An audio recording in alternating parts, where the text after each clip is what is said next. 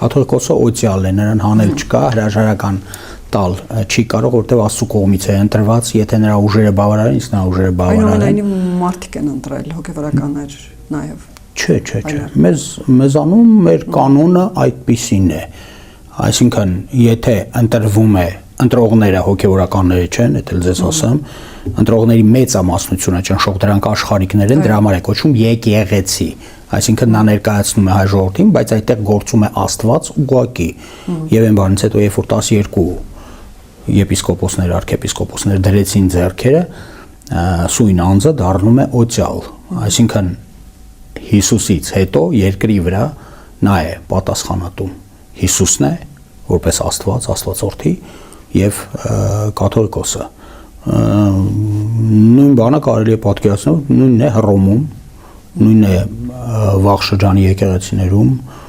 եւ այս տեսակետից ասենք ոչինչ այդտեղ չի կարող տատանվել, որովհետեւ եկեղեցին ինքը նախ տրադիցիոնալիստական երևույթ է եւ ընթացք եւ մյուս կողմից պարտադիր պետք է մենք հիշենք, որ մեր եկեղեցին նաեւ համաշխարհային կառույց է։ Երբ որ մենք խոսում ենք մեր իշխանություններից եւ խոսում ենք եկեղեցուց, ուրեմն պետք է լավ պատկերացնենք, որ իշխանությունները միշտ սահմանափակ ժամանակով են, կլինի դա անգամ ժառանգական իշխանություն միապետական, միևնույն է, նա ունի իր ժամանակը, որից հետո նա ավարտում է մեկ այլ իշխանության ձև կամ մեկ այլ դինաստիա է գալիս իշխանության, իսկ եկեղեցին 1700 տարի է շարունակում է իր գոյությունը եւ այսպես էլ շարունակելու է։ Կարող է համրաքայլ, կարող է ոչ ծայրահեղական դրսևորումներով, բայց այնուամենայնիվ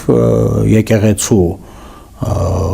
թիկունքում կանգնած զանգվածը հայ քրիստոնյաների զանգվածն է, որոնք ճնշող մեծամասնություն են Հայաստանում անվիճելիորեն։